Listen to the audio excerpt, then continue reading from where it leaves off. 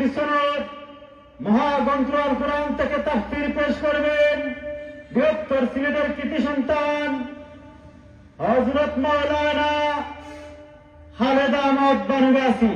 হযরত মাওলানা খালেদ আহমদ বানুগাছি হুজুরকে ওনার মূল্যবান তাফসীর পেশ করার জন্য মাহফিল পরিচালনা কমিটির পক্ষ থেকে সবিনয় অনুরোধ জানাচ্ছি।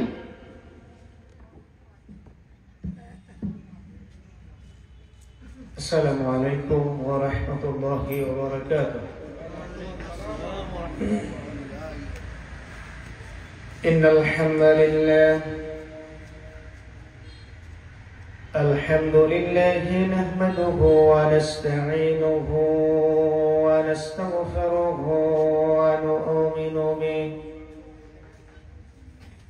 ونؤمن به ونتوكل عليه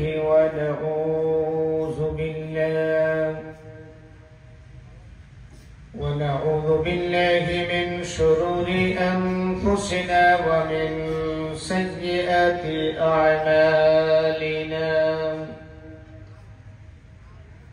من يهد الله فلا مضل له ومن يضلله فلا هادي له.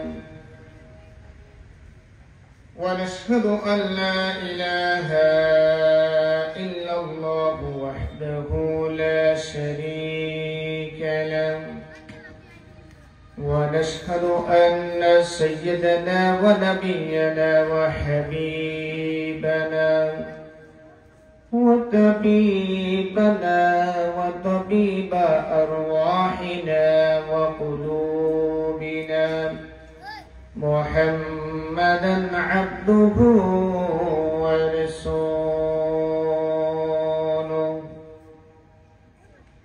أما بعد فأعوذ بالله من الشيطان الرجيم.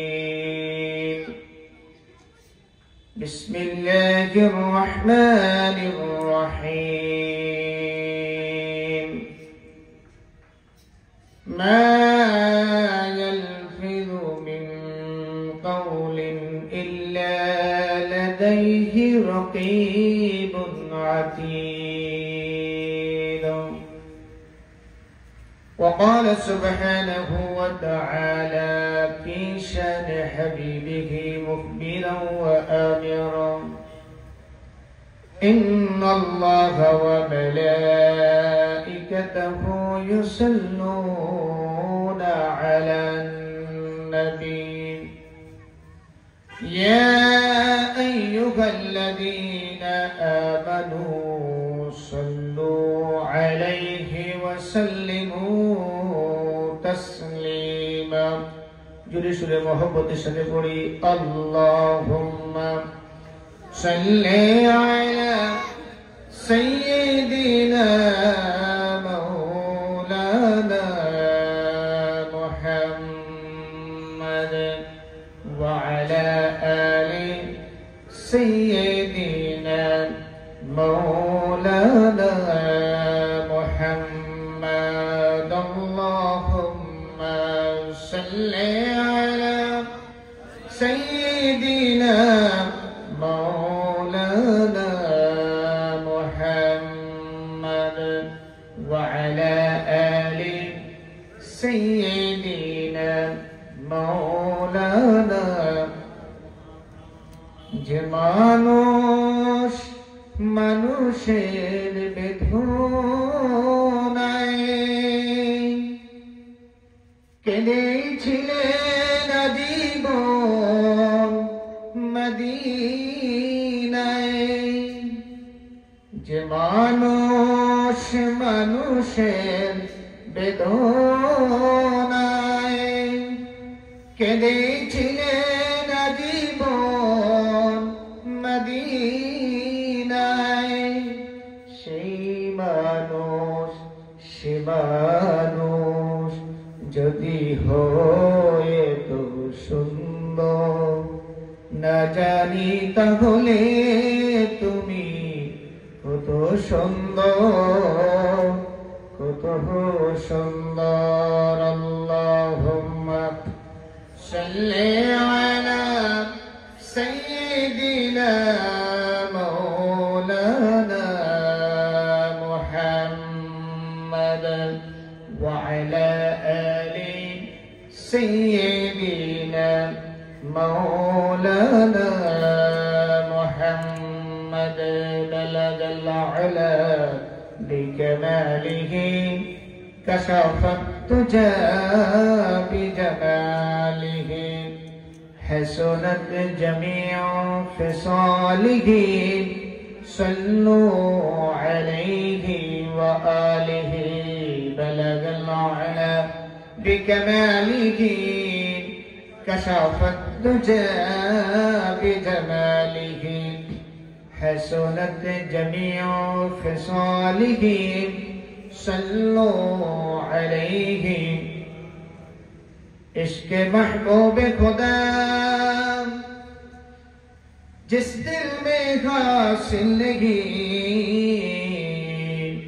लाखों मुमीन हो मगर ईमान में कामिल नहीं बलगल उला बिकमालिही कशफत दुजा बिजमालिही हसनत जमीअ खिसालिही सल्लु अलैहि व आलिहि सुब्हानल्लाहि व बिहम्दिहि सुब्हानल्लाहिल अज़ीम सुब्हानल्लाहि व बिहम्दिहि सुब्हानल्लाहिल अज़ीम अल्लाहुम्मा सल्लि अला मुहम्मद व अला आलि मुहम्मद कमा सल्लैता अला इब्राहीम وعلى آل إبراهيم إنك حميد مجيد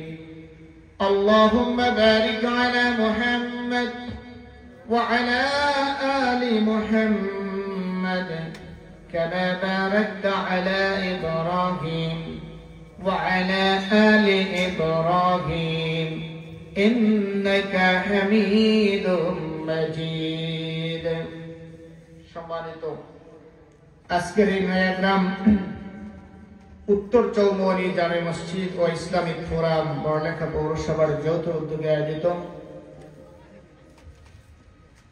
10ম বার্ষিক তাফসীরুল কোরআন মাহফিলের এই অধিবেশনের পরম শ্রদ্ধাভাজন সভাপতি বিশিষ্ট আলেমে দ্বীন মুফাসসিরে কোরআন হযরত মাওলানা আব্দুল্লাহ আল মারুফ সাহেব উপস্থিত ওলামায়ে কেরাম পিতৃতুল্য মুরব্বিয়ানে আযম যুবক ভাইরা স্কুল কলেজ মাদ্রাসার ছাত্র ভাইরা পর্দার আড়ালে শ্রদ্ধা সম্মানিতা মা এবং বোনেরা আমরা সর্বপ্রথম সেই মহান মনিবের দরবারে শুকরিয়া আদায় করছি যে মনিব আমাদেরকে সুন্দর পরিবেশে দুনিয়ার কোনো হাবিজাবি মাহফিলে না নিয়ে কোনো গীবত চর্চার মজলিসে না বসিয়ে টিভি সিনেমার সামনে না বসিয়ে আল্লাহ তাআলার সন্তুষ্টি হাসিলের মাহফিলে আল্লাহর রেজামন্দির মাহফিলে আসার বসার কথা বলার কথা শোনার সুযোগ করে দিয়েছেন।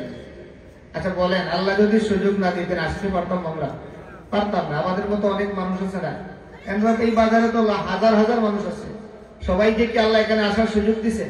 সবাইকে সুযোগ দেয় নাই। অনেকে গল্প গুজবে আছে, বাড়ি ঘরে বিভিন্ন আড্ডায় আছে, সুযোগ অনেকের হয় নাই। আল্লাহ কবুল করেছেন, সুযোগ দিয়েছেন, এই জন্য আমরা আসতে পেরেছি। ঠিক কিনা বলেন?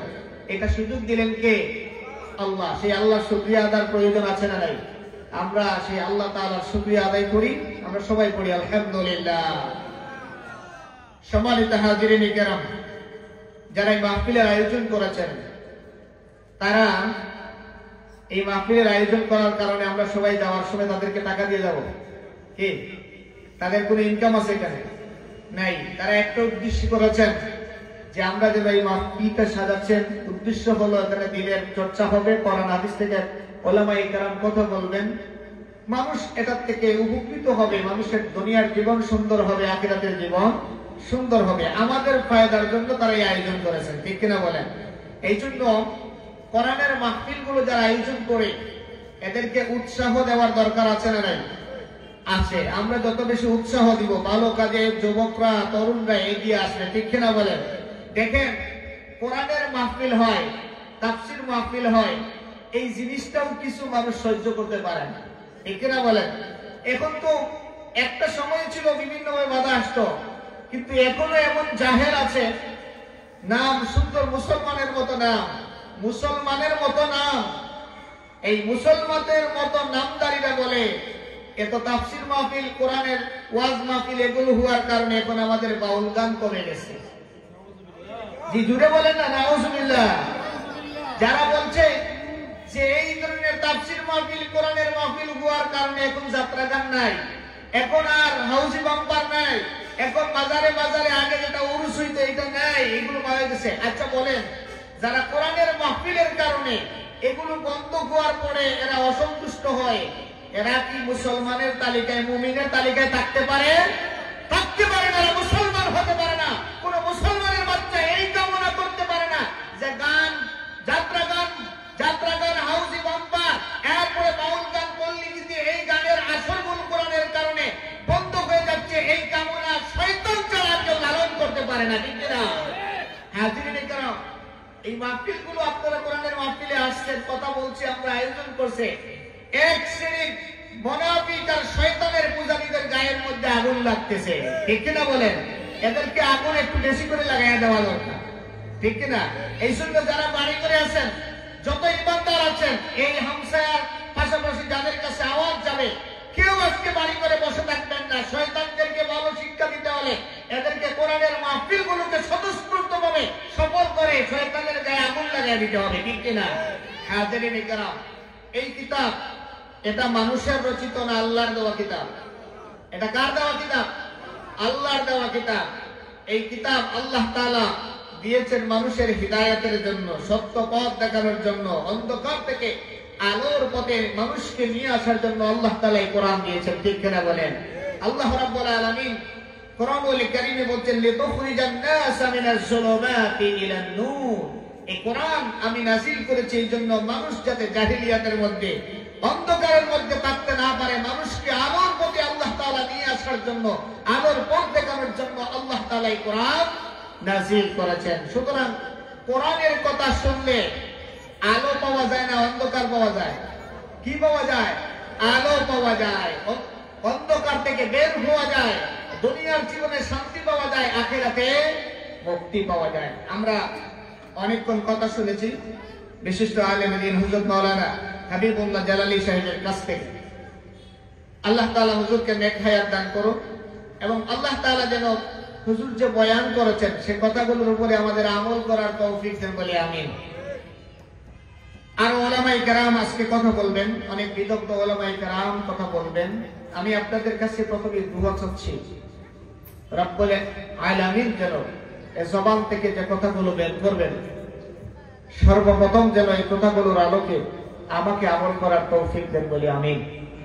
যে কথাগুলো বলবো আল্লাহ তাআলা যেন যারা শুনবেন সকলকে যেন এই কথাগুলোর উপরে আমল করার তৌফিক দেন বলে আমিন। কারণ কোরআনের মাহফিলে কথা বলা, কথা শোনা, এগুলো যদি জীবন পরিবর্তন না হয়, আমাদের যদি আমলে না আসে, তাহলে এই ওয়াজ দিয়ে কোনো লাভ নাই। এই ওয়াজের লাভ ফায়দা তখনই হবে যখন এই ওয়াজ দ্বারা মানুষের পরিবর্তন হবে, আমলের চেঞ্জ হবে, তখন এই ওয়াজটা সফল ওয়াজ, ঠিক কিনা বলেন? লক্ষ লক্ষ মানুষ হলো, মানুষের জীবনের কোনো পরিবর্তন হলো না, এই ওয়াজটা সফল নয়। বরং কয়েকজন মানুষ নিয়ে একটা মাহফিল, আর এই মাহফিলে মানুষের এই কয়েকজনের এই আলোচনায় মানুষের জীবনে পরিবর্তন আসছে, হিদায়াত আসছে, এই কয়েকজনের মাহফিলটাই সফল মাহফিল, ঠিক কিনা বলেন? এই জন্য আমরা এখানে আসছি আমাদের জীবনকে পরিবর্তন করার জন্য, আমাদের এই কোরআন থেকে হিদায়াত দেওয়ার জন্য। আল্লাহ তাআলা যেন কবুল করেন বলে আমিন। আমি আপনাদের সামনে সূরা কাফ থেকে একখানা আয়াত কারীমা তেলাওয়াত করেছি। আল্লাহ তাআলা যদি তৌফিক দান করেন তবে এই আয়াতে কারীমার আলোকে কিছু কথা আপনাদের সামনে পেশ করার চেষ্টা করব। মা তাওফীকি ইল্লা বিল্লাহ, আলাইহি তাওয়াক্কালতু ওয়া ইলাইহি উনীব। আমরা এখানে যারা আছি সবাই এই বিশ্বাস রাখি যে এই দুনিয়ার জীবনটা আমাদের শেষ জীবন নয়, ঠিক কিনা? এই দুনিয়ার জীবন শেষ নয়, এরপরে আরেকটা জীবন আছে না নাই? তো এই জীবনটা, দুনিয়ার জীবনের শুরু আছে আবার শেষও আছে, কিন্তু যে পরবর্তী জীবনকে যা আসবে সেই জীবনের শুরু আছে কিন্তু কি নাই, শেষ নাই।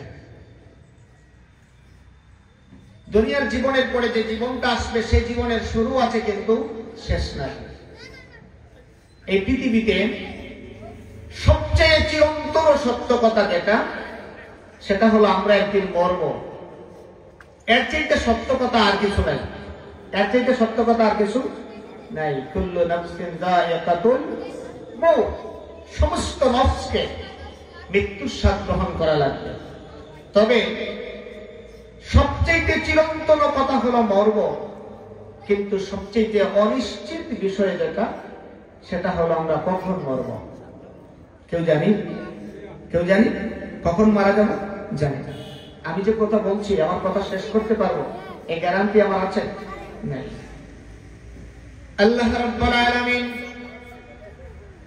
কুরআনুল কারীমের মধ্যে ইরশাদ করেন, ইযা জাআ আজালুহুম লা ইস্তাখিরুনা সাআতান ওয়া লা ইস্তাকদিমুন।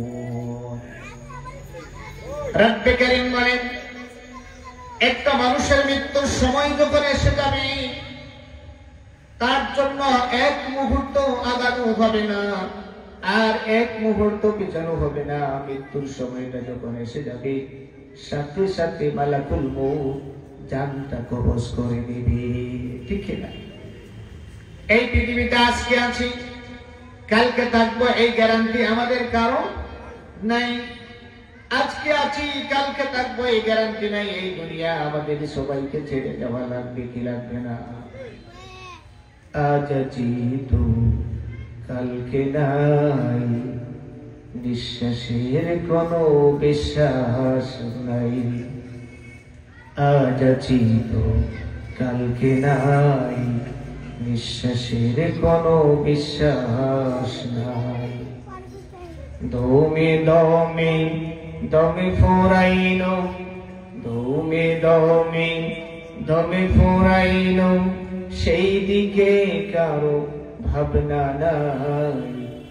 আজ আছি তো কালকে নাই, নিঃশ্বাসের কোনো বিশ্বাস নাই।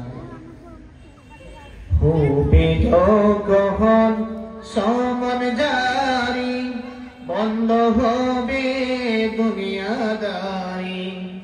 হবে যখন সমান জারি, হবে যখন সমান জারি, বন্ধ হবে দুনিয়াদারি। থাকবে না কেউ সঙ্গী সাথী, থাকবে না কেউ সঙ্গী সাথী, যেতে হবে একলাই। আজ আছি তো কালকে নাই, নিঃশ্বাসের কোনো বিশ্বাস নাই। ঠিক না? এই নিঃশ্বাসের কোনো বিশ্বাস নাই। আমরা যখন মারা যাব কেউ আমার সাথে যাবে না, কেউ যাবে না। এই দুনিয়ার জীবনটা আমার আসল জীবন নয়। এই দুনিয়ার জীবন শেষে আমার যে জীবনটা আসবে, এই জীবনটার শুরু আছে কিন্তু শেষ নাই। কিন্তু আমরা যেই জীবনটার শুরু আছে শেষ আছে, সেই জীবনটা নিয়ে আমরা পড়ে আছি। সেই জীবন করে ব্যস্ত আছি। টাকা দরকার টাকা, বাড়ি দরকার বাড়ি, ব্যাংক ব্যালেন্স দরকার ব্যাংক ব্যালেন্স।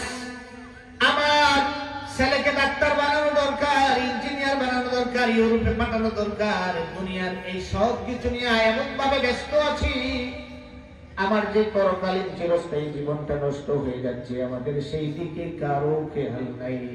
ঠিক না? এই জন্য প্রতিটা কাজ করার সময় কোন মানুষ যদি এই হিসেবটা করে যে না, আমি অস্থায়ী জীবনের জন্য করবো না, করবো স্থায়ী জীবনের জন্য। বাল তু'থিরুনাল হায়াতাদ দুনিয়া ওয়াল আখিরাতু খায়রুন ওয়া আবকা। আল্লাহ বলেন তোমরা দুনিয়ার জীবনকে অগ্রাধিকার দাও, প্রায়োরিটি দাও, অথচ আখিরাতের জীবনটা সবচেয়ে উত্তম হলো আখিরাতের জীবন। আবকা, সেই আখিরাতের জীবনটা চিরস্থায়ী, সেটার শুরু আছে কিন্তু শেষ না। এই দুনিয়ার জীবনে আমাদের আমল, আমাদের জীবনযাত্রা, দুনিয়ার সুখ স্বাচ্ছন্দ্য, আখিরাতের সুখ স্বাচ্ছন্দ্য নষ্ট করে দেয় যেই সমস্ত জিনিস, এর মধ্যে একটা জিনিস আছে খুবই হালকা জিনিস, কিন্তু এটা দুনিয়াও নষ্ট করে, আখিরাতও নষ্ট করে। একটা বডির মধ্যে খুব হালকা নরম একটা সফট একটা জায়গা আছে, যে জায়গা দিয়া, যে জায়গাটাকে যদি কন্ট্রোল করা যায় তো দুনিয়াতেও সুখে থাকা যায়, আখিরাতেও সুখে থাকা যায়। আর এই সফট অঙ্গটা যদি কন্ট্রোল করা না যায়, দুনিয়াও নষ্ট হয়, আখিরাতও নষ্ট হয়। এর নামটা কি একটু বলতে পারবে? সব খুব নরম একটা অঙ্গ, শরীরে খুব বেশি লাগে, জবান। এটার নাম কি? জবান। এই জিহ্বাটা খুব নরম, কিন্তু এটার কাজ খুব গরম, ঠিক না? কাজ খুব গরম। এই জবান যদি কেউ কন্ট্রোল রাখতে পারে, দুনিয়াতেও সুখে থাকতে পারে, আখিরাতেও সুখে থাকতে পারে। আর এই জবান যদি কন্ট্রোল রাখতে না পারে, দুনিয়াতেও বিপদ আছে, আখিরাতেও বিপদ আছে, মুসিবত আছে। এই জন্য এই দুইটা জবানের হেফাজত, আল্লাহ রাসূলের ভাষায় যে করবে জবানের হেফাজত, তার জন্য নবী হবেন জান্নাতের জামানত। সুবহানাল্লাহ। যে করবে জবানের হেফাজত, নবী হবেন তার জান্নাতের জামানত। আমাদের জন্য নবী জান্নাতের জামানত হন, এটা চাই কি চাই না? আমরা নবী আমাদের জন্য জান্নাতের জামানত হন, এটা চাই না? চাই। যদি চাই তাহলে কি করা লাগবে? জবানের হেফাজত করা লাগবে, জবানের হেফাজত। আজকে আল্লাহ তাআলা যদি তৌফিক দেন, এই বিষয়ে কিছু কথা বলবো জবান নিয়ে। এই জবানটার পাওয়ার কম না বেশি? বেশি। আরবিতে একটা কথা আছে, জারাহাতুস সিনান লাহাল কিয়াম ওয়ালা ইয়ালতামু মা জারহাল লিসান। আপনি যদি কোনো মানুষকে তরবারি দিয়ে আঘাত করেন, ছুরি দিয়ে আঘাত করেন, এই আঘাতটা এক সময় আস্তে আস্তে মিটে যায়। কিন্তু কোন মানুষকে যদি আপনি জবান দিয়ে আঘাত করেন, মৌতের আগ পর্যন্ত, মৃত্যুর আগ পর্যন্ত ওই আঘাতটা মিটে না। তারপর তরবারির আঘাতের চাইতেও পাওয়ারফুল, তরবারির আঘাতের চাইতেও ক্ষমতা বেশি এই জবানের, ঠিক কিনা বলেন? এই জন্য অনেক সময় দেখবেন মারামারি হয়েছে, কাটাকাটি হয়েছে, আমার বন্ধুত্ব চলছে, কিন্তু এমনও হয়েছে একটা মানুষ শুধু কথা দিয়ে একটা আঘাত করেছে, আর জীবনে এই মানুষটার সাথে সম্পর্ক আপনার হয় নাই, কারণ ওই আঘাতটা আপনার কলিজায় এমন ভাবে লেগেছে তরবারির আঘাতের চাইতেও বেশি। এই জন্য জবানটা হেফাজত। আমরা যতগুলো কথা বলি, আমাদের এই যে মনে করেন এখন কথা বলছি, এখন কথা বলতে আমাদেরও বিপদ আছে। মানুষের কথা বলতে মাঝে মধ্যে একটু স্লিপিং হয়, মিসিং হয়, ভুল হয়। আগে যত ওলামায়ে কেরাম কথা বলতেন, সবারই হয়েছে, লিখতে গিয়েও ভুল হয়েছে। অনেকে কিতাব তিনি কি করেছেন, তার কিতাবকে তিনি রিভিউ করেছেন। অনেক ওলামায়ে কেরাম, অনেক উঁচু মাপের ওলামায়ে কেরাম, তারা লিখেছেন প্রথমে, পরবর্তীতে তিনি নিজের মাসআলা থেকে রুজু হয়েছেন, তিনি নিজের কথা থেকে রুজু হয়েছেন। আগে ছিল এভাবে কিতাব লিখে বলছেন, এখন তার কিতাবে তিনি ভুল তথ্য দিয়েছেন, কি করবেন? পরে আরেকটা কিতাব লিখে ওই কিতাবের জায়গায় বলেছেন যে আমি যেটা তথ্য দিয়েছিলাম ওর তথ্যটা কি আছে, ভুল আছে। তাহলে কথাবার্তার মধ্যে ভুল হইতেই পারে, ঠিক কিনা বলেন? অনেক মানুষ আছে, একটা কথা তার কোন ক্রমে ভুল হয়ে গেছে, এখন সে যদি এই ভুল কথার উপরে, অথবা কোন মানুষ কোন গুনার কাজ করেছে, কোন ভুল করেছে, ভুল থেকে যদি সে ফিরে আসে, আর আপনি যদি তাকে এই ভুল কথা দ্বারা, তার এই গুনাহ দ্বারা তাকে যদি আপনি কি করেন, আঘাত করেন, তাকে পরবর্তীতে লজ্জা দেন, রাসূলের ভাষায় আপনি অচিরেই আপনি এমন একটা গুনাহের মধ্যে আপনি লিপ্ত হয়ে যাবেন, আপনি কল্পনাও করতে পারবেন না, টের পাবেন না। এই জন্য কোন মানুষ যদি কোন ত্রুটি করে, ভুল করে, সে ভুল থেকে যদি রুজু হয়ে যায়, ফিরে আসে, তাকে আর কিছু বলা যায় না। এবং সে তার এই রুজু হওয়া, এটা কিন্তু তার ভুল করার চাইতে, ভুল করে যে ত্রুটি করেছিল, রুজু হওয়ার মাধ্যমে সে এর চাইতে অনেক বেশি উত্তম কাজ সে করেছে, অনেক বেশি উত্তম কাজ করেছে।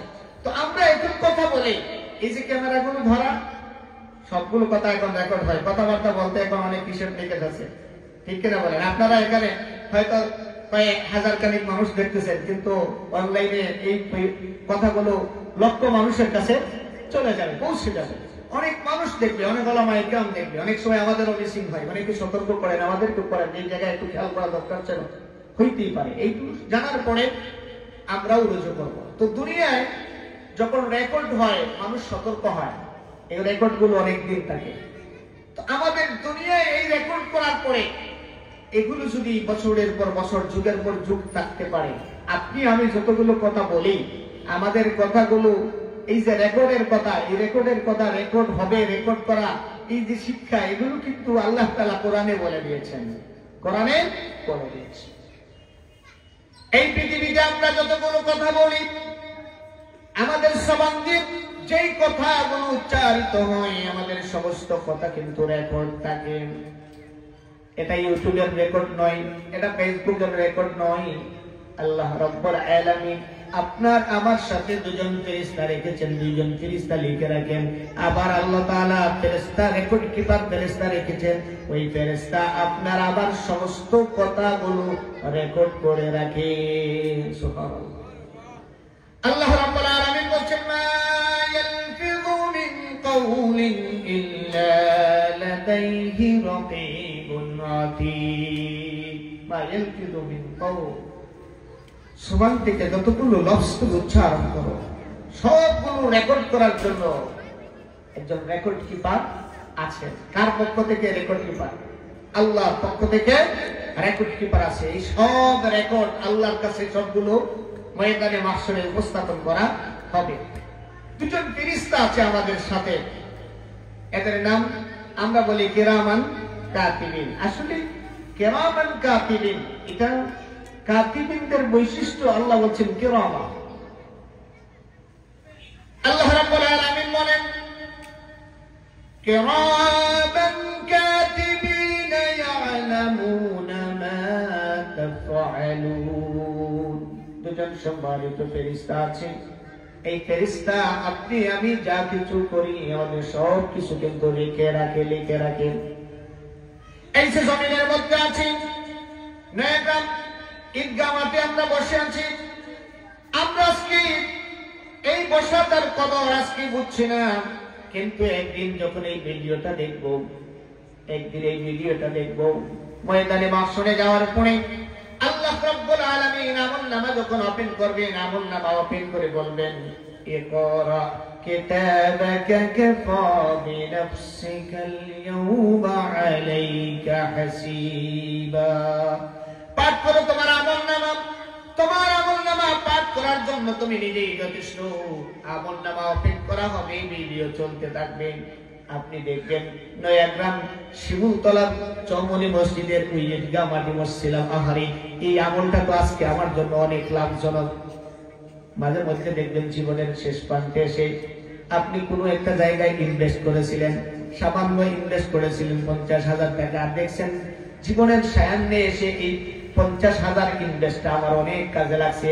মনে মনে আফসোস করেন, আহারে ওই ইনভেস্টটা যদি 50,000 টাকা ওই জায়গায় না করিয়া বাকি 10 লাখ টাকা অন্য জায়গায় ইনভেস্ট করেছিলাম, ওই 10 লাখ টাকাও যদি ওই জায়গায় ইনভেস্ট করতাম আজকে আমার আর টেনশন লাগতো না। হয় না? মাঝে মধ্যে আমরা এমন করি না? এমনি ভাবে আপনার এই সময়টা আজকে এখানে নিয়োজিত করেছেন, এই আমলনামাটা যখন কিয়ামতের দিন দেখতে পাবেন, এই ভিডিওটা দেখবেন, এই বসাটা দেখবেন, কিয়ামতের দিন আল্লাহ রাব্বুল আলামিন এই জমিনকে অর্ডার করবেন, জমিন তোর কাছে আমার বান্দার কি আছে রেকর্ড প্রকাশ কর। ইয়াউমাইযিন তুহাদ্দিসু আখবারাহা বিআন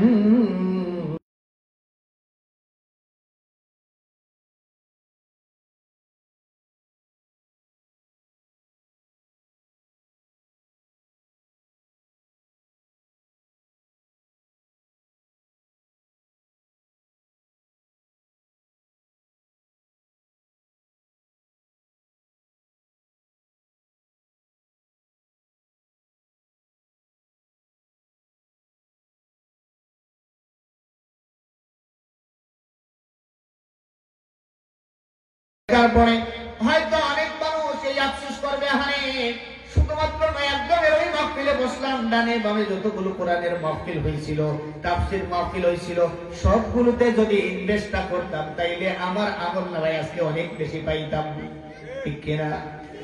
এই জন্য আপনার আমার সমস্ত কাজ রেকর্ড করার জন্য আল্লাহর পক্ষ থেকে ফেরেশতা আছে না নাই? সবকিছু রেকর্ড করার জন্য ফেরেশতা আছে। এই জন্য জবানটা দিয়া যা কিছু বলি, যা উচ্চারিত হয় সব কিছু কিন্তু রেকর্ড হয়।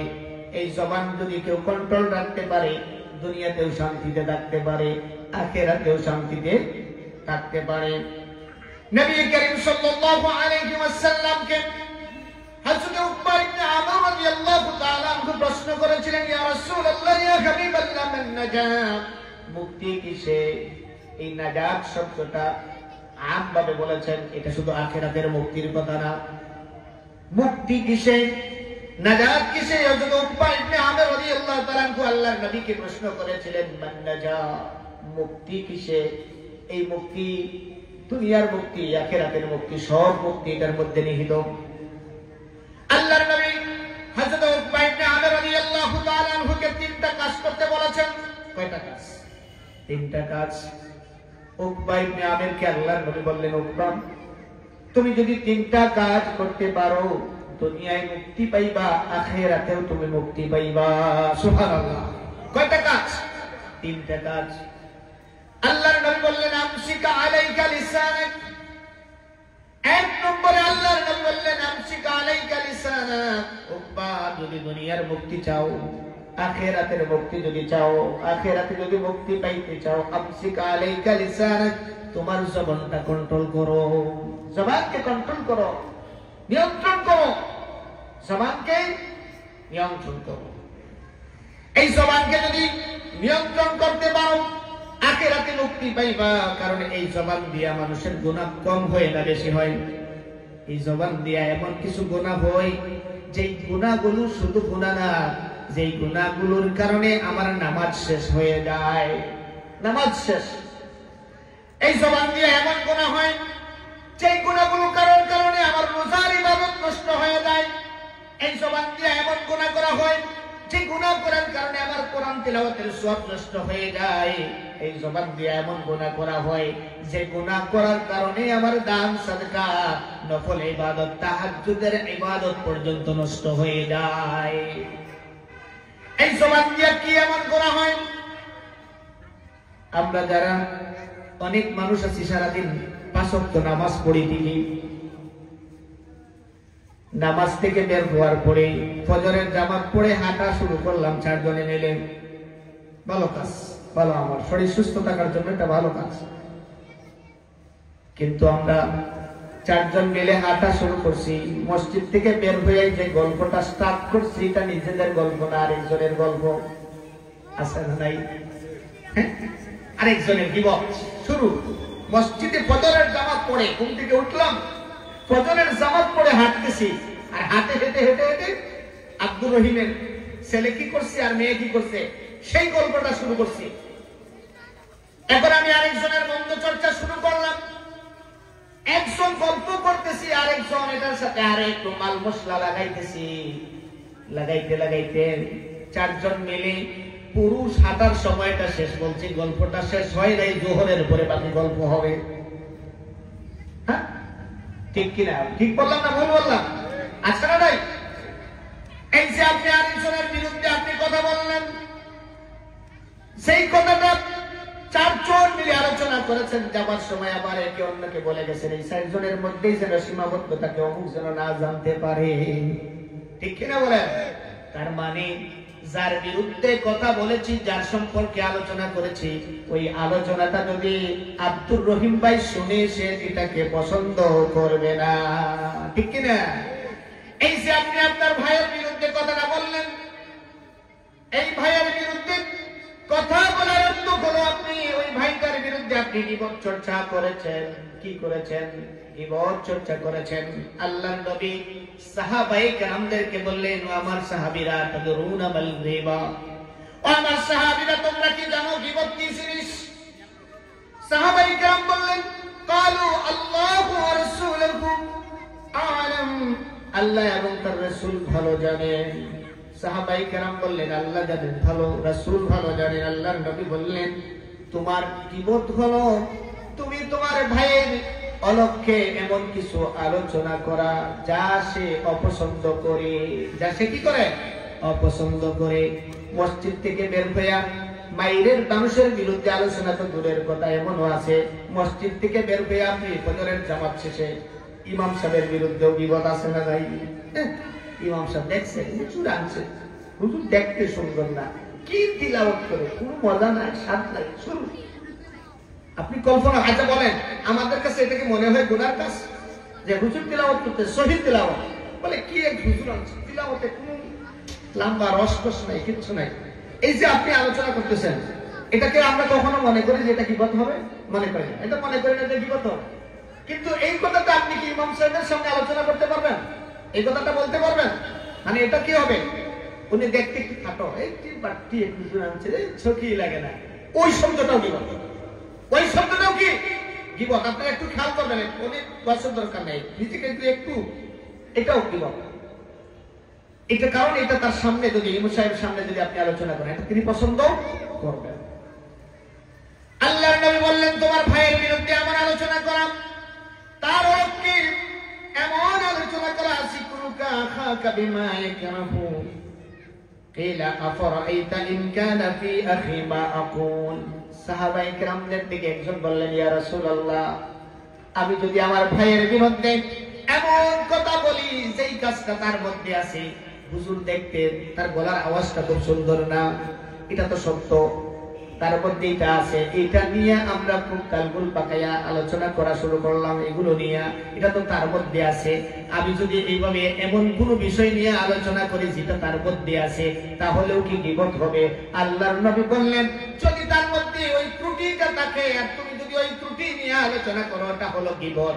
আর যদি ত্রুটি না থাকে আর যদি তুমি আলোচনা করো, তার মানে তুমি তাকে বিপদ করলে না, তার বিরুদ্ধে তুমি অপবাদ দিলে।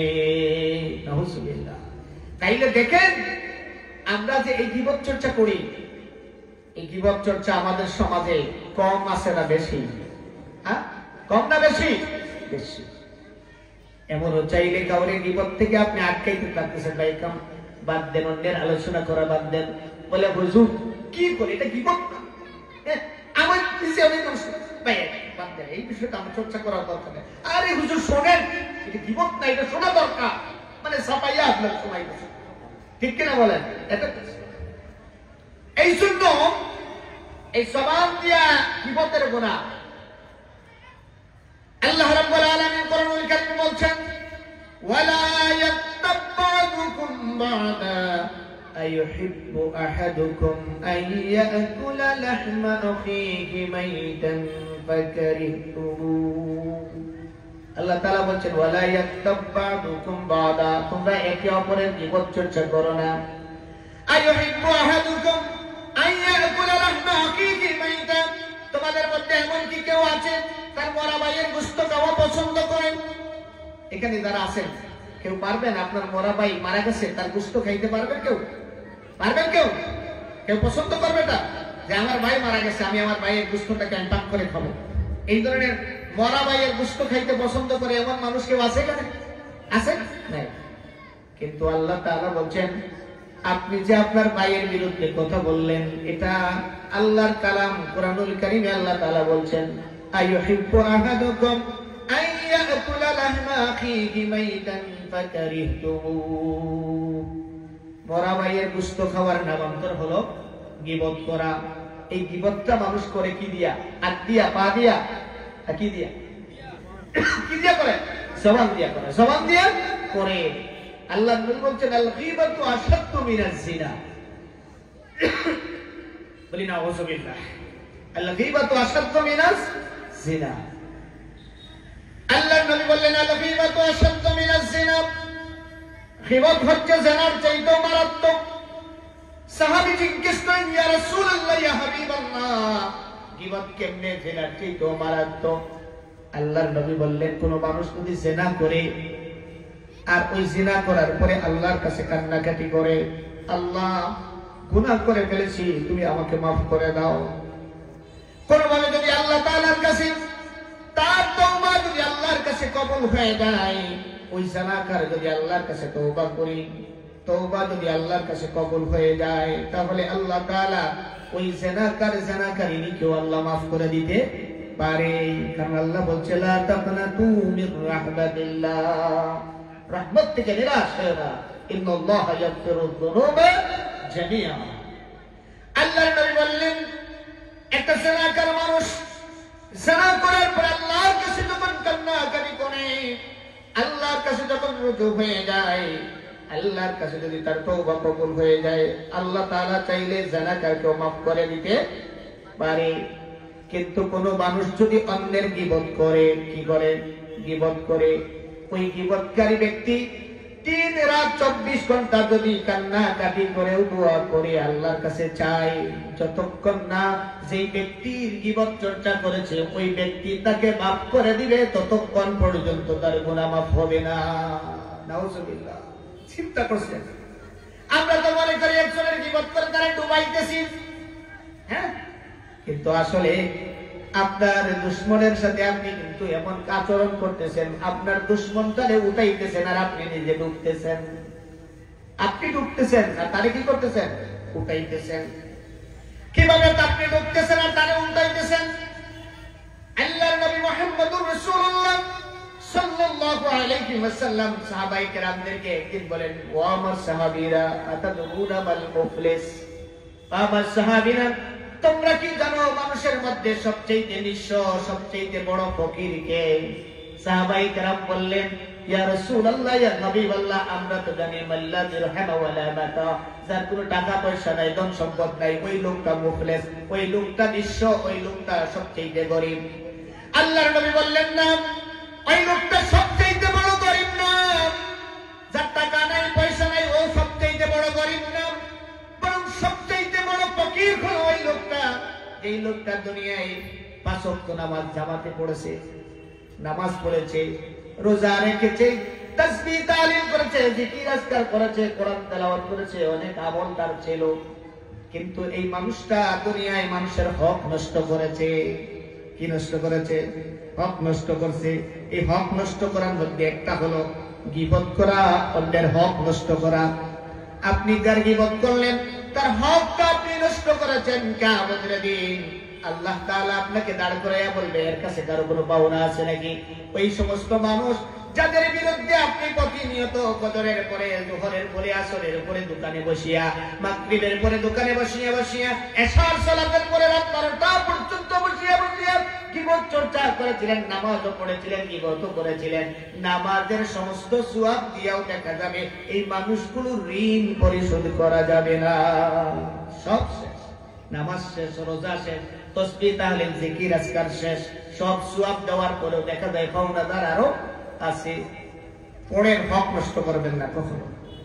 দোকানবাটি খাইয়া, আমাদের অনেক মানুষের দোকানবাটি খাইয়া টাকা দেন, আছে না নাই? অনেক মানুষ আছে দোকানের মনে এমনও আছে ক্রেডিট দেখায়, এই সব খাইছি এখন ওইটা খাই, ওইলেন খাইছি ওইলেন খাই, মানে মনে মনে ক্রেডিট দেখায় দিছি একেবারে শেষ করিয়া। হ্যাঁ, আপনি যার খাইছেন দেন নাই, যার ঋণ, এই ব্যক্তির কিন্তু লাভবান করছেন। দুনিয়া দেখতে দেখা যায় যে এই লোকটা একটু ক্ষতিগ্রস্ত হয়েছে, কিন্তু এর তো লস নাই। কিয়ামতের দিন আপনি আমলনামা থেকে সওয়াব তারা দিবেন। এখন আপনারা বলবেন, আমার তো সওয়াব নাই, তো দিব কেমনে? আল্লাহর কাছে আপনি তো গাইবো, এটা তো অনেকে মনে মনে করবে, আমার তো নামাজও নাই, রোজাও নাই, কিয়ামতের দিন আল্লাহ এই তো কীর্তি গিয়া। হ্যাঁ, আছে ওই বিচারালয়, এটা আহকামুল হাকিমিনের বিচারালয়। ওই জায়গায় মাপ পাইবার কোনো সুযোগ নাই, ঋণ সুদ করা লাগবে। আল্লাহর নবী বললেন, যারা ঋণগ্রস্ত, যারা এমনিভাবে মানুষের হক নষ্ট করেছে, একটু ক্ষমতা ছিল, চৌমুনা চত্বরে একজনকে চল থাপ্পড় দিয়েছে, একটু জবানের পাওয়ার ছিল, গালি দিয়েছে, মসজিদে এসেও কেউ শান্তি পায় নাই, নামাজে এসেও শান্তি পায় নাই, জবান দিয়ে আপনি কষ্ট দিয়েছেন, গালি দিয়েছেন, চর থাপ্পড় দিয়েছেন, রাস্তাঘাটে মারধর করেছেন, তার জায়গা জমিটা আত্মসাৎ করেছেন, সেটেলমেন্টের সময় তার জায়গাটা আপনার নামে উঠাইয়া নিয়েছেন, আপনি এমনি ভাবে তার জবরদখল করে তার দোকানটা লুটপাট করেছেন, এমনি ভাবে পরের হক নষ্ট যারা করেছে, কিয়ামতের দিন আল্লাহ তাআলা বলবেন, এই মানুষগুলো ঋণ পরিশোধ করো। বান্দা এবার নামাজের সওয়াব দিবে শেষ, রোজার সওয়াব দিবে, তাহাজ্জুদের সওয়াব দিবে, যাকাতের সওয়াব দিবে, দিতে দিতে আমল নামায় আর কোনো সওয়াব নাই। এখন বান্দা বলবে, আল্লাহ আমার আমল নামায় তো কোনো সওয়াব নাই, কেমনে এই মানুষগুলোর ঋণ, বাকি ঋণ আমি পরিশোধ করব? আল্লাহ বলবেন, বান্দারে আজকে আহকামুল হাকিমিনের এই বিচারালয়ে অবশ্যই অবশ্যই ঋণ তোমাকে পরিশোধ করা লাগবে। নবী করিম সাল্লাল্লাহু আলাইহি ওয়াসাল্লাম বলেন, যেই লোকটা নামাজ পড়লো, রোজা রাখলো, তাসবিহ তাহলিল কোরআন তেলাওয়াত করলো, জিকির আজকার করলো, উমরা করলো, সবকিছু করার পরে এমনি ভাবে আমল দিতে দিতে দিতে তার আমল নামায় আর সওয়াব নাই, লাইনে মানুষ আছে এখনো। এইবার আল্লাহ রাব্বুল আলামিন যখন বলবেন এদের ঋণ পরিশোধ করো, বান্দার তার আমল নাই কেমনে দিবে? আল্লাহ তাআলা বলবেন ওই মানুষগুলোর ঘাট থেকে গুনাহগুলো তোমার গাড়ে নিয়ে এই মানুষগুলোর ঋণ পরিশোধ করো। উল্টা এখন গুনাহ শুরু হবে। আল্লাহর নবী বললেন যারা নামাজ রোজা করার পরেও কিয়ামতের দিন এমনি ভাবে তার সওয়াব নিঃশেষ হয়ে যাবে, অন্যের গুনাহ এসে তার ঘাড় ভরপুর হয়ে যাবে, এই লোকটা হলো মুফলিস, এই লোকটা হলো নিঃস্ব। সবচেয়ে বড় ফকির হলো এই লোকটা। আচ্ছা বলেন, এই নামাজটা নষ্ট হইল কিসের কারণে? জবানের কারণে। জবানের কারণে নামাজ শেষ হয়ে যাবে। এই জন্য কেউ যদি এই জবানটাকে কন্ট্রোল করতে পারে, এই জবানটা যদি হেফাজত করতে পারে, কোন মানুষ যদি হেফাজত করতে পারে, তাহলে হেফাজত করলে পরে ওই মানুষটার দুনিয়া যেমন সুন্দর হয়, আখিরাতটাও সুন্দর হয়। ঠিক কিনা? দেখবেন এক জায়গায় ব্যবসা করেন 10 জন মিলিয়া, এর মধ্যে 2 জন কারো কোনো বেশি কথাবার্তা বলে না, তার কাজ করে, সে তার মসজিদে যায়, তার ব্যবসা করে, সে দুনিয়ার হাবিজাবি বাজারে যত গন্ডগোল হয় এই 2 জনের কোনো সমস্যা নাই। ঠিক কিনা বলেন? আর কিছু মানুষ আছে সব সময় আছে আগে বাড়িয়ে কথা কইতে। এখন এই আগে বাড়িয়ে যারা কথা কয়, একটু চান্স পাইলে মনে করছে এখন তো আমার চান্স, কয়েকদিন পরে যখন চান্স নষ্ট হয় তো বিপদে পড়ে। ঠিক কিনা বলেন? যারা জবানকে কন্ট্রোল রাখতে পারে দুনিয়াতেও শান্তিতে থাকে, দুনিয়ায়ও তার বিপদ নাই, মুসিবত নাই। আল্লাহ নবী বলেছেন মান সামাতা নাজা, যে নীরব থাকছে সে মুক্তি পাইছে, নীরব থাকছে মুক্তি পাইছে। দুনিয়ার বিপদ ঝক্কি ঝামেলা এগুলো তারে পায় না, এগুলো থেকে মুক্ত থাকে, আর আখিরাতেও মুক্তি থাকে। হযরত উকবা ইবনে আমির রাদিয়াল্লাহু তাআলা আনহু কে আল্লাহর নবী বললেন, উকবা তুমি আমার কাছে মুক্তি কিসে জানতে চাও? মান নাজাত, মুক্তি কিসে তুমি আমার কাছে জানতে চাও?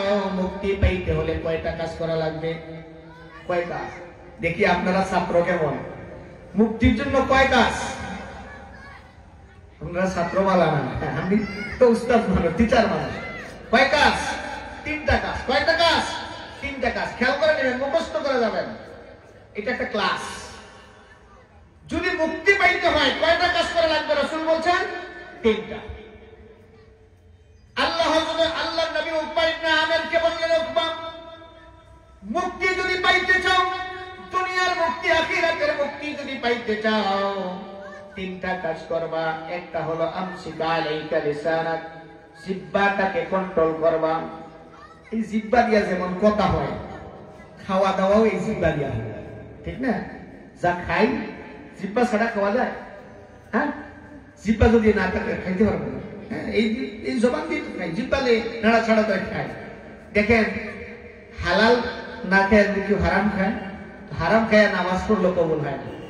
হারাম টাকা দিয়া যদি উপার্জন, হারাম খাইয়া যদি সিজদা দেয়, তাহাজ্জুদ পড়ে, হারাম খাইয়া যদি সে হজে যায়, হজও কবুল হয় না, নামাজও কবুল হয় না, কিচ্ছু কবুল হয় না, কিচ্ছু কবুল হয় না। আল্লাহ রাসূল বলছেন যেই শরীরটা হারাম দিয়া পুষ্ট হয়েছে এটা জাহান্নামের জন্য সবচেয়ে উপযুক্ত, আওলা, জাহান্নামের জন্য এটা আওলা। এই শুধু জবানটা কন্ট্রোল, খাওয়ার ক্ষেত্রে কন্ট্রোল। হযরত আবু বকর সিদ্দিক রাদিয়াল্লাহু তাআলা আনহু একদিন প্রচন্ড ক্ষুধার্ত। আবু বকর সিদ্দিক রাদিয়াল্লাহু তাআলা আনহুর একটা গোলাম ছিল, ওই গোলামটা কিছু খাবার নিয়ে এসেছে। তিনি খাবার পাওয়ার পরে প্রচন্ড ক্ষুধার্ত আবু বকর সিদ্দিক রাদিয়াল্লাহু তাআলা আনহু খাবারটা পাওয়ার সাথে সাথে খাবার পেয়ে তিনি খেয়ে ফেলেছেন। এইবার তার গোলাম বলছে, মনে আপনি যে খাবারগুলো খাইলেন আমাদের তো জিজ্ঞেস করলেন না, এইটা আমি এই খাবারটা কোথা থেকে আনছি? আবু বকর রাদিয়াল্লাহু তাআলা আনহু হুঁশ হইছে, বলো তুমি কোথা থেকে আনছো? এইবার গোলামটা বলছে, মনে আমি যখন ইসলাম কবুল করি নাই, জাহিলিয়াতে থাকতে আমি একটু বেলকিবাজি করতাম। বেলকিবাজি, গণনা। আমাদের দেশে আপনি যদি এখন প্রচন্ড আপনার ম্যালেরিয়া হয়েছে, আর আমাদের দেশে যারা কবিরাজি করে, তাবজাতি করে, এদের কাছে যদি জানতে বলবে বড় পুঁথি আপনাকে ধরছে। হ্যাঁ, ঠিক না? গেলে আপনারা বুধ মিস নাই। গণনা যদি বলে, আপনাদের আমাদের দেশে কোনো অনেক মানুষে গণনা করে, এরা গেলে সব বলিয়ে দিতে পারে। হ্যাঁ, পাখি দিয়া, কুতা পাখি দিয়ে বলিয়ে দেয়, হাত ছেড়ে গনিয়ে দেয়। এই গণকের কাছে গণনা বিদ্যা করাও জায়েজ নাই, গণকের কাছে যাওয়াও জায়েজ নাই, হারাম। সে বলছে আমি জাহিলি যুগে গণনার কাজ করতাম, এগুলো আসলে আমি জানতাম না কিছু, একটু ব্যাংকিবাসি করতাম, তো ওইটার কারণে আমার ওইটার কিছু পাওনা রয়েছিল, এখন কিছু এটা হালাল না হারাম আমি আপনাকে জিজ্ঞাসা করার আগেই আপনি খেয়ে ফেলছেন। আবু বকর সিদ্দিক রাদিয়াল্লাহু তাআলা দেখলেন এই খাবারটা তো হালাল না। আবু বকর সিদ্দিক রাদিয়াল্লাহু তাআলা পছন্দ পদার্থ, পেটের মধ্যে খাবার নাই। এইবার আবু বকর সিদ্দিক রাদিয়াল্লাহু তাআলা সামান্য যে খাবারটা গিলেছেন, তিনি ওই খাবার কুলু উকলে দেওয়ার জন্য সিপ্পা দিয়া আঙ্গুল ঢুকায় দিয়েছেন মুখের ভিতরে। মুখের ভিতরে আঙ্গুল ঢুকায়া যা খাবার ছিল খাবারগুলো বের করার চেষ্টা করতেছেন, এখন সামান্য খাবার এগুলো বের হচ্ছে না। পানি খেয়েছেন, পানি খেয়ে আঙ্গুল ঢুকিয়েছেন, তারপরে যে খেয়েছিলেন সবগুলো উগড়ে ফেলেছেন। আল্লাহু আকবার। তার মানে আবু বকর সিদ্দিক রাদিয়াল্লাহু তাআলা এই জন্য করেছেন, এই খাবারটা যদি আমার পেটে যায়, পেটে যদি থাকে, এই হারাম খাবারের কারণে আমার নামাজ কবুল হবে না, এই হারাম খাবারের কারণে আমি জাহান্নাম থেকে বাঁচতে পারবো না। যার কারণে আবু বকর সিদ্দিক রাদিয়াল্লাহু তাআলা মুখের ভিতর দিয়ে আঙ্গুল ঢুকায়া সবগুলো বমি করে ফেলেছে। সবাইকে কন্ট্রোল রাখেন, খাবার দাবার চলাফেরা এগুলো আমরা পাইলে বই থেকে খাইলাম হিসাব থেকে তো রাখে না, সবগুলো জায়েজ, সব বানাই দেবে। আল্লাহর নবী বললেন আমসিকা আলাইকা লিসানাক, তোমার জবানকে কন্ট্রোল করো। এখন এই জবান দিয়া আর কি কি গুনাহ হয়? একটা গীবত, সুগলপুরি আছে নাকি নাই আমাদের সমাজে? একজনের কথা আরেকজনের মধ্যে লাগানোর কাজ, এটা খুব মজা না? খুব মজা। আল্লাহ রাসূল বলছেন লা ইয়াদখুলুল জান্নাতা কাত্তাতুন, আল্লাহ রাসূল বলছেন যে এইভাবে যারা চুগলখুরি করে, এই ধরনের চুগলখুর কি হবে না, জান্নাতে যাবে না। চুগলখুরি করব না, জবান দিয়া একজনের দুষ্টচরিত্র আরেকজনের এ করব না। পাশাপাশি এই জবান দিয়া মানুষ আরেকটা কাজ হলো, আমরা অনেক সময় একে অন্যকে অভিশাপ দিই। আসলে নাই বাড়ি করে এই আওয়াজটা যাচ্ছে, মা বোনের কাছে যাচ্ছে, তো বাড়ি করে মা বোনরা অনেক সময় আছে নিজের বাচ্চাকে অভিশাপ দেয়। আছে না নাই? বাচ্চাকে অভিশাপ দেয়, অনেক মা বোন মায়েরা নিজের ছেলের বউকে অভিশাপ দেয়, লানত করে। আল্লাহ রাসূল একদিন কোন ঈদের দিনে, ঈদুল ফিতর অথবা ঈদুল আজহার দিনে ঈদগাহের দিকে যাচ্ছেন। নবী করিম সাল্লাল্লাহু আলাইহি ওয়াসাল্লাম ওই সময়ে ঈদের জামাতে মহিলারা অংশগ্রহণ করতেন। আল্লাহ রাসূলের জামানায় ঈদের জামাতে মহিলারা অংশগ্রহণ করতেন। পরবর্তীতে বিভিন্ন ফিতনার আশঙ্কায় ওলামায়ে কেরাম মানুষকে সতর্ক করেছেন যে মসজিদে গেলে ফিতনা হতে পারে, মানুষের যত দ্বীন ঈমানের ঘাটতি কমতে হয়েছে। তো আমরা আজকে এখানে মসজিদে বসে বসে আপনাদের কমিটির একটা প্ল্যান আমি শুনছি, আমি ওনাকে ওনাদেরকে উৎসাহিত করেছি, যেটা সেটা হলো যে এখন আমরা শহরে, বিশেষ করে শহরের প্রতিটা মসজিদের সাথে পৃথকভাবে সেপারেট সিস্টেম রেখে মহিলাদের জন্য নামাজের ব্যবস্থা করা দরকার। ঠিক কিনা বলেন? দরকার। কারণ আপনি বাজারে আসছেন, ডাক্তার দেখাইতে আসছেন আপনার ওয়াইফকে নিয়ে, আপনি নামাজ পড়তেছেন কিন্তু ওয়াইফের 3 ওয়াক্ত নামাজ কাজা। এখন যদি এই একদম চৌমনি মসজিদে ধরেন এইদিকে পৃথক দিয়ে ওই দিক দিয়ে রোড একটা থাকে, মহিলাদের ওইদিকে পুরুষদের আসার কোনো সুযোগ নাই, পৃথক ব্যবস্থা করা। পৃথক ব্যবস্থাপনায় মহিলারা যদি পর্দাপুরুষদের সাথে আলাদাভাবে তাদের নামাজ পড়ার সুযোগ একটা অপশন থাকে, তাইলে মহিলাদের জন্য এটা আর নামাজ কাজা করা লাগে না। একসাথে আপনিও জামাতে ওইদিকে চলে গেলেন, আপনি আপনার ওয়াইফকে বলে ওইদিকে ঢুকে তুমি নামাজ পড়ে নাও, তো আপনার ওয়াইফও নামাজ পড়ে নিলে আপনি পড়ে নিলেন। মাঝে মধ্যে আমরা শহরে গেলে দেখা যায় নিজেরা নামাজ পড়তেছি, মহিলারা নামাজ কাজা হচ্ছে। রাসূলুল্লাহর যুগে এইভাবে তারা ঈদের জামাতে যেতেন। নবী করিম সাল্লাল্লাহু আলাইহি ওয়াসাল্লাম একদল মহিলার পাশ দিয়া যাচ্ছিলেন, তখন বললেন ইয়া মাশারান নিসা তাসাদ্দাকনা, ও নারী সম্প্রদায়, ওই মহিলারা তাসাদ্দাকনা, তোমরা বেশি বেশি করে সদকা করো। ফাইন্নী উরিদুকুন্না আকসারা আহলিন নার, কারণ আমাকে দেখানো হয়েছে তোমাদের অধিকাংশ জাহান্নামী। আল্লাহ নবী বললেন, ও মহিলা সম্প্রদায়, ও নারী সম্প্রদায়, তোমরা বেশি বেশি করে সদকা করো, কারণ আমাকে দেখানো হয়েছে নারীদের বেশিরভাগ কোথায়? জাহান্নামে।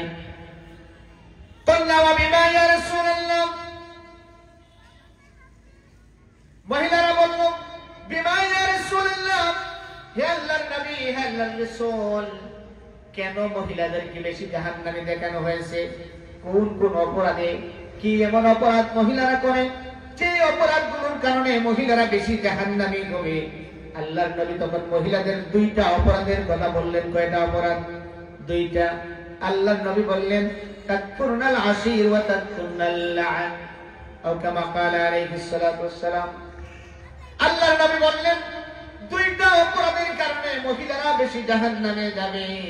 একটা অপরাধ হলো তাকফুরনাল আশীর, তোমরা স্বামীর বড় অকৃতজ্ঞ হও।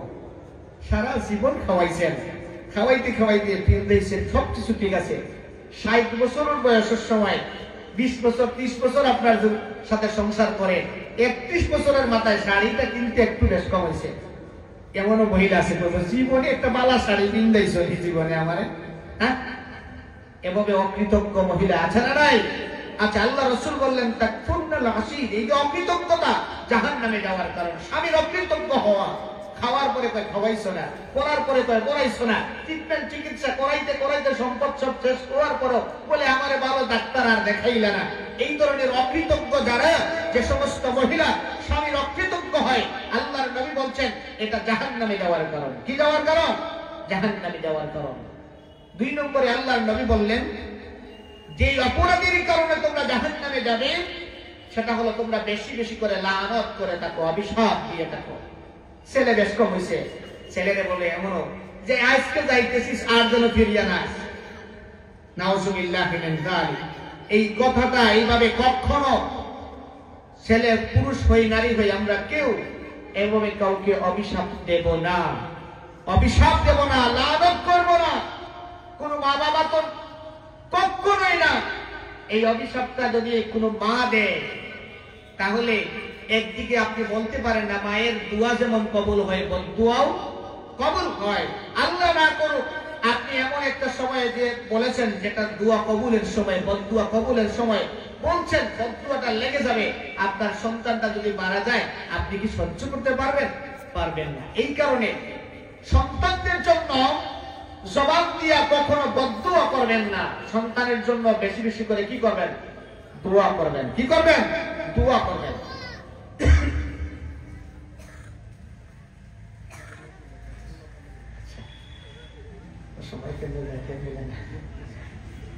সন্তানদের জন্য বদদুয়া করবেন না, দোয়া করবেন।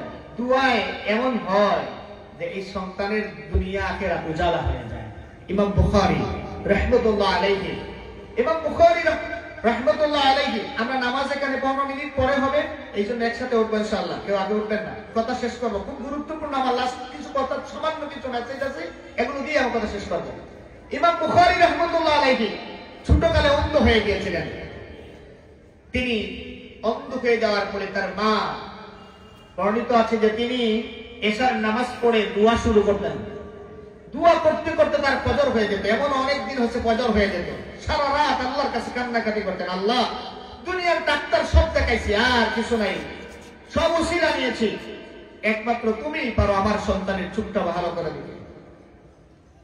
ইমাম বুখারী রাহমাতুল্লাহ আলাইহি ইমাম এমনি ভাবে যখন দোয়া করতে থাকেন, একদিন দোয়া করতে করতে তিনি ঘুমিয়ে পড়েছেন। ঘুমিয়ে যখন পড়েছেন স্বপ্নে দেখেন হযরত ইব্রাহিম আলাইহিস সালাম তার সামনে আলেন। ইব্রাহিম আলাইহিস সালাম এসে বলছেন, ও ইমাম বুখারীর মা, তোমার ছেলে, যেই ছেলেটার জন্য তুমি দোয়া করছিলে, আল্লাহ চোখটা ফিরিয়ে দাও, যাও গিয়ে দেখো আল্লাহ তাআলা তোমার দুয়ার বদৌলতে তোমার চোখের সন্তানের চোখ আল্লাহ ফিরাইয়া দিয়েছে। সুবহানাল্লাহ। আল্লাহ তাআলা ইমাম বুখারীর শুধু চোখটা ফিরিয়ে দেয় নাই, ইমাম বুখারী রাহমাতুল্লাহ আলাইহি এই দুয়ার বদৌলতে তার চোখের পাশাপাশি আল্লাহ তাআলা তার সদরকে এমন ভাবে খুলে দিয়েছেন, দুনিয়ার যত মুহাদ্দিস আছেন এইভাবে ইমাম বুখারী রাহমাতুল্লাহ আলাইহির মতো সনদ মতন ঠিক রেখে হাদিস বলার মতো ব্যক্তি দ্বিতীয় আরেকজন ব্যক্তি আসমানের নিচে জমিনের উপরে আর কেউ নেই। 10 লক্ষ হাদিস তিনি সনদ দোয়া জানতেন। সুবহানাল্লাহ। এটা ওই যে তার মা দোয়া করেছিলেন, আল্লাহ তাআলা দুয়ার বদৌলতে দৃষ্টি শক্তি যেমন দিয়েছেন, আল্লাহ তার অন্তরকে আল্লাহ তাআলা খুলে দিয়েছেন। সুবহানাল্লাহ। এই জন্য সন্তানকে বদদুয়া করবেন না, কাউকে বদদুয়া করবেন না। এই বদদুয়াটাও জবান দেওয়া হয়। বদদুয়াটা কি দিয়ে হয়? জবান দেওয়া হয়।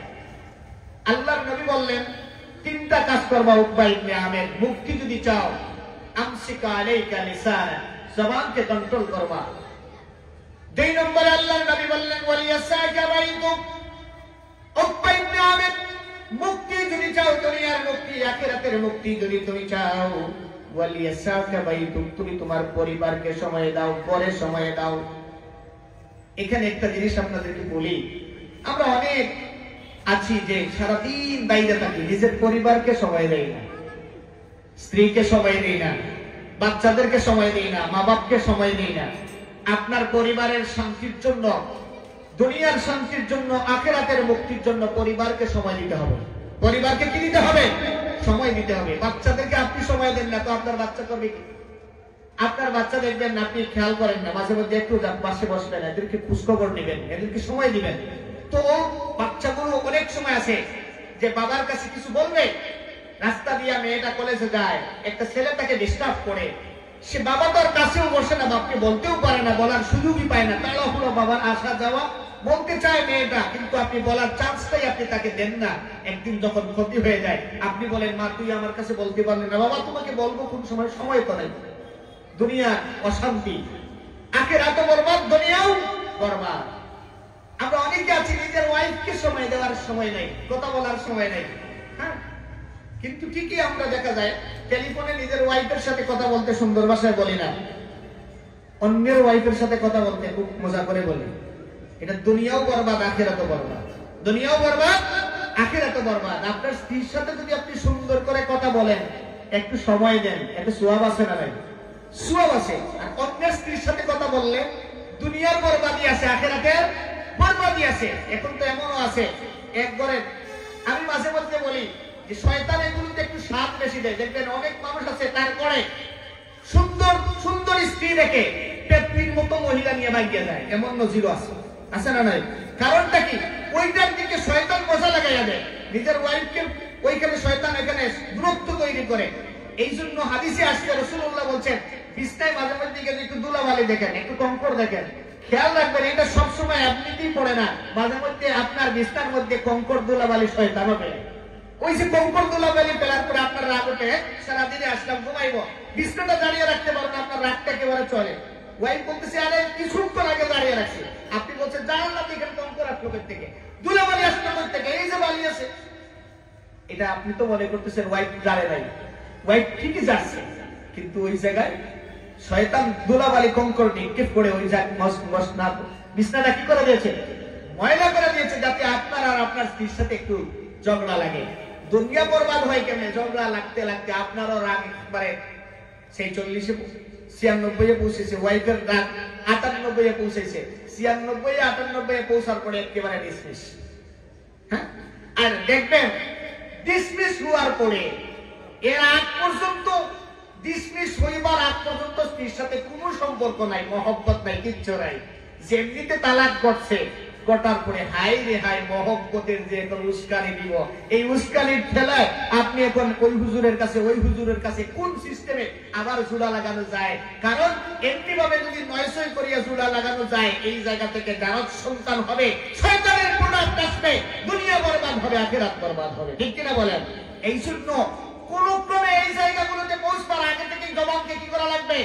কন্ট্রোল করা লাগবে। ওয়ালিয়াসাকা বাইতুক, আল্লাহ রাসূল বললেন পরিবারকে সময় দাও। আমরা রাস্তাঘাটে সময় দিতে গেলেই পরের গীবত চর্চা ইত্যাদি। নামাজ শেষ, পুরুষের জন্য বাইরে বের হবে, পুরুষ কাজকাম করার জন্য বের হবে, ব্যবসা বাণিজ্যের জন্য বের হবে, মসজিদে জামাতের সাথে সালাত আদায়ের জন্য বের হবে, দোকানপাটে আড্ডা গল্প গুজবের জন্য রাস্তাঘাটে বের হবে না। এরপরে আল্লাহ রাসূল বললেন ওয়াবকি আলা খাতিয়াতিক, আর 3 নম্বর যেই কাজটা তোমাকে করা লাগবে, তোমার ভুলের জন্য আল্লাহ তাআলার কাছে ক্রন্দন করতে হবে। আমাদের সকলের জীবনে ভুল আছে না নাই? গুনাহ আছে না নাই? গুনাহ আছে। হাজিরিনে কেরাম, কথা আমি সংক্ষেপ করে নিচ্ছি, শেষ করে নিচ্ছি, যেহেতু নামাজের সময়। আমাদের সকলের জীবনে গুনাহ আছে, আল্লাহ রসুল বললেন এই গুনাহ থেকে যদি ক্রন্দন করা যায়, আল্লাহর কাছে যদি কান্নাকাটি করা যায়, এই চোখের পানি নাক বেয়ে পড়তে দেরি, আল্লাহর কাছে তওবা কবুল হতে দেরি হয় না। এই জন্য আল্লাহর কাছে যদি কোনো মানুষ কান্নাকাটি করে দোয়া করে, আল্লাহর কাছে যদি তওবা করে, আল্লাহ তাআলা এই বান্দার প্রতি এত খুশি হন যেটা দুনিয়ার কেউ কল্পনা করতে পারবে না। আল্লাহ তাআলা এত খুশি হন যে এই বান্দাটা আল্লাহর প্রতি ফিরে আসে। আমরা অনেক সময় আছে ভুল করলে আমরা তো কেউ বলি না তুই আমার কাছে মাফ চা। আল্লাহ তাআলা বান্দা ভুল করার পরে ডাকিয়া বলেন তুবু ইলাল্লাহ, তুবু ইলাল্লাহ, আমার কাছে তওবা কর, তাওবাতান নাসুহা, খাঁটি তওবা। এই খাঁটি তওবার জন্য কয়েকটা জিনিস হলো, নিজের ভুলের জন্য অনুতপ্ত হওয়া লাগবে। ভুলের জন্য কি হওয়া লাগবে? অনুতপ্ত, যে আল্লাহ আমি ভুল করছি। 2 নম্বর হলো গুনার স্বীকৃতি দিতে হবে যে আল্লাহ আমি যে গুনাহ করছি এইটা গুনাহ করছি। আর 3 নম্বর হলো এই গুনার জন্য আল্লাহর কাছে মাফ চাইতে হবে। আল্লাহর কাছে কি চাইতে হবে? মাফ চাইতে হবে। 4র্থ নম্বর হলো এই গুনাহটা যদি কোনো মানুষের হক সংশ্লিষ্ট হয়, একজনকে আপনি কষ্ট দিচ্ছেন, ওই মানুষটার বাড়িতে যাইবেন, বাড়িতে যাইয়া আপনি ওই মানুষটার কাছে বলবেন ভাই আপনাকে কষ্ট দিচ্ছে, আল্লাহর ওয়াস্তে আপনি আমারে মাফ করে দেন। দেখবেন এই কাজটা যদি করতে পারেন গুনাহ তো মাফ হবেই। যে ব্যক্তির কাছে আপনি মাফ চাইবেন এই ব্যক্তির কাছে আপনার ইজ্জত কমবে না, বরং ওই ব্যক্তির কাছে আপনি আরো বড় হয়ে যাবেন, আরো বড় হয়ে যাবেন। কোন মানুষকে কষ্ট দিয়েছেন, একাকি তার কাছে চলে যান, তার কাছে গিয়ে মাফ চেয়ে নেন। একজন মানুষের সম্পদ জায়গা আত্মসাৎ করেছেন, আপনি মৃত্যুর আগে এখন বুঝতে পারছেন আমি তো অমুকের জায়গা আত্মসাৎ করছি, আজকে মারা যাওয়ার পরে আপনার জায়গা নিয়ে আপনার ছেলেরা ভাগ বন্টন করবে, আপনার আর কোনো কাজে লাগবে না। কবরে আপনি আপনার উপরে মুসিবত চলবে, কিন্তু ছেলেরা দুনিয়ায় জায়গা জমি নিয়ে টানা হেঁচড়া করবে। এমনও হইতে পারে 2-4 বছরের মাথায় আপনার জায়গা সব শেষও হয়ে যেতে পারে। এই কারণে এই জায়গাটা আপনার সাথে কবরে যাবে না, এই ব্যাংক ব্যালেন্সটা আপনার সাথে কবরে যাবে না। দুনিয়ায় যার হকটা নষ্ট করেছেন, দুনিয়ায় সুযোগ থাকতেই তার হকটা কি করেন? ফিরিয়ে দেন। দেখেন নবী করিম সাল্লাল্লাহু আলাইহি ওয়াসাল্লাম, আল্লাহ রাসূল সাল্লাল্লাহু আলাইহি ওয়াসাল্লাম ইন্তেকালের আগ মুহূর্তে যখন আল্লাহ রাসূল অসুস্থ, প্রচন্ড অসুস্থ, নবী করিম সাল্লাল্লাহু আলাইহি ওয়াসাল্লাম প্রচন্ড অসুস্থ অবস্থায়, এই সময় আল্লাহর নবী সাহাবায়ে কেরামদেরকে ডাকলেন, ডেকে আল্লাহর নবী বললেন আমার সাহাবীরা, আমি কি তোমাদের কারো কোনো হক নষ্ট করেছি? কখনো কারো কোনো পাওনা আমার কাছে আছে নাকি? কোনো হক আছে নাকি? সাহাবায়ে কেরাম আশ্চর্য, রাসূলের কাছে আমাদের পাওনা থাকবে কি? পাওনা থাকবে কি? রাসূলের কাছে আমাদের পাওনা থাকবে কি? কেউ একদিকে রাসূলুল্লাহর অসুস্থতার কারণে ক্রন্দন করতেন সাহাবায়ে কেরাম। একজন সাহাবী দাঁড়িয়েছে, একজন সাহাবী দাঁড়িয়ে বলছেন ইয়া রাসূলুল্লাহ, ইয়া হাবিবাল্লাহ, আপনি আমার কাছে ঋণগ্রস্ত, আপনার কাছে আমি একটা জিনিস পাই, পাওনা আবার আছে। কি পাওনা? ইয়া রাসূলুল্লাহ, যুদ্ধের ময়দানে আমি যুদ্ধে গিয়েছি, আপনার সাথে যুদ্ধে গিয়েছি, আর আপনি যখন শরীরটা পুরাইতেছেন আপনার শরীর আঘাতটা আমার শরীরে লাগছে। তার মানে বুঝতে পারছেন, শরীর আঘাত আমার গায়ে লাগছে। আল্লাহ রাসূল বলছেন কারো কোনো যদি ঋণ থাকে, হক থাকে, দুনিয়ায় থাকতেই এটা পরিশোধ করে নাও। আমি যদি কাউকে কষ্ট দেই, এই কষ্টটা দুনিয়ায় দিয়ে দাও। আমি কাউকে যদি আঘাত করি, এই আঘাতটা দুনিয়ায় আমাকে করে দাও, আখিরাতে এই কারো হক নিয়ে আমি যেতে চাই না। সাহাবী বলছেন ইয়া রাসূলুল্লাহ, আপনার ব্যাটের আঘাত আমার শরীরে লাগছে, আমার পাওনা। সাহাবায়ে কেরাম আশ্চর্য, এই সাহাবী বলে কি? এই সাহাবী এই কথা বলার পরে সাহাবায়ে কেরামদের মধ্যে একটা হুলস্থুল কাণ্ড শুরু হয়ে গেল। হযরত ওমর বলছেন ভাই আল্লাহর নবী অসুস্থ অবস্থায়, এই ঋণটা যদি তুমি শোধ করতে যাও নবীকে আঘাত করা লাগবে। তোমার যদি এই আঘাতটা করে ঋণ শোধ করতে চাও তাহলে আমার শরীরে করো, আমার গায়ে করো। বলছে না, এটা তো আমি আপনার গায়ে করতে পারি না, এটা রাসূল আমাকে আঘাত করেছেন। আবু বকর বলছেন আমার গায়ে করো। হাসান হুসাইন বলছেন আমার নানার গায়ে করো না, অসুস্থ অবস্থায় আমার গায়ে করো। সাহাবী বলছেন না, এটা রাসূলের আঘাত আমার গায়ে লেগেছে, আমি কি করব? রাসূলের গায়ে করো। আল্লাহ রাসূল বলছেন ঠিক আছে, এই নাও শরীর, এই শরীর দিয়ে আঘাত করো।